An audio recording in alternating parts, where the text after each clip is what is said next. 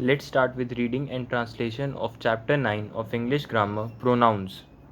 We will go to Mumbai next week. अगले हफ्ते हम मुंबई जाएंगे.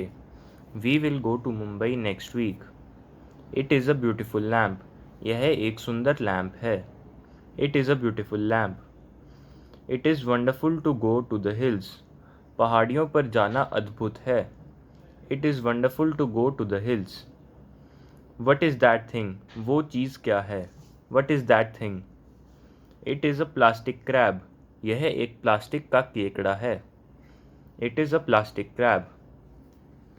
It is a hot day today. आज एक गर्म दिन है. It is a hot day today. It was my uncle. ये मेरे अंकल थे. Who called you? जिन्होंने तुम्हें बुलाया. It was my uncle who called you. This book is mine. यह बुक मेरी है. This house is ours. यह घर हमारा है. That dog is yours. वो डॉग तुम्हारा है. The shirt is his.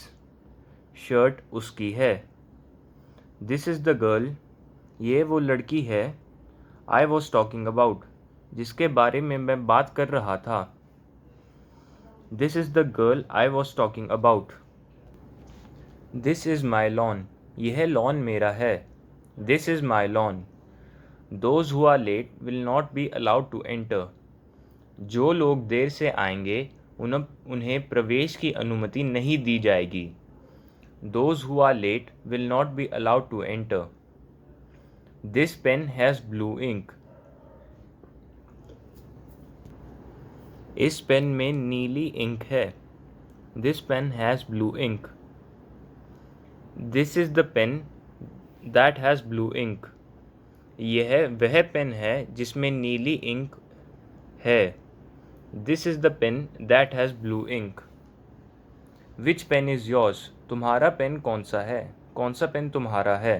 Which pen is yours? Which is your pen?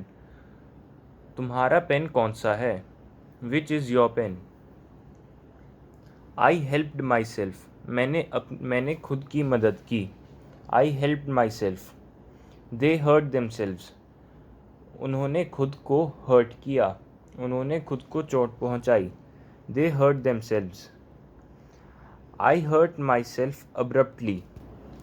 मैंने अपने आप को अचानक चोट पहुंचाई. I hurt myself abruptly.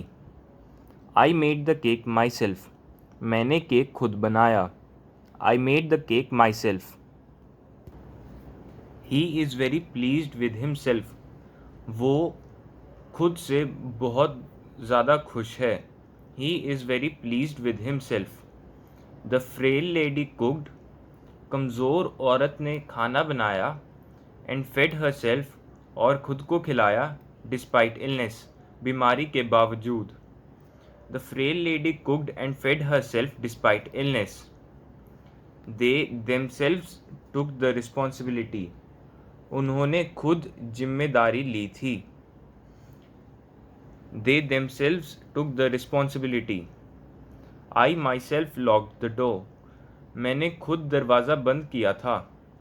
I myself locked the door. I will clean the room myself. मैं रूम साफ़ करूँगा खुद. मैं खुद रूम साफ़ करूँगा. I will clean the room myself. I myself cleaned the room. मैंने खुद रूम साफ़ किया. I myself cleaned the room. Listen carefully to what I say. मैं जो कहता हूँ उसे ध्यान से सुनो.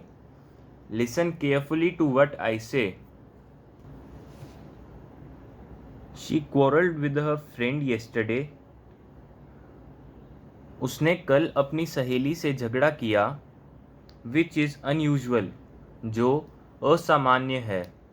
She quarreled with her friend yesterday, which is unusual. The man who stole her purse. आदमी जिसने उसका पर्स चुराया. Ran away. भाग गया. The man who stole her purse ran away. The lady to whom you gave a flower. औरत जिसको तुमने एक फ्लावर दिया था. Is my mother. मेरी मदर है. The lady to whom you gave a flower is my mother. The chair whose leg is broken is mine.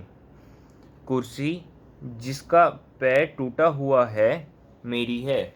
The chair whose leg is broken is mine. This is the sari which I brought today. यह वो साड़ी है जो मैंने आज खरीदी. This is the sari which I bought today. This dog which I recently bought died. यह कुत्ता जिसे मैंने हाल ही में खरीदा था मर गया. This dog which I recently bought died. This is the best restaurant that I ever ate in.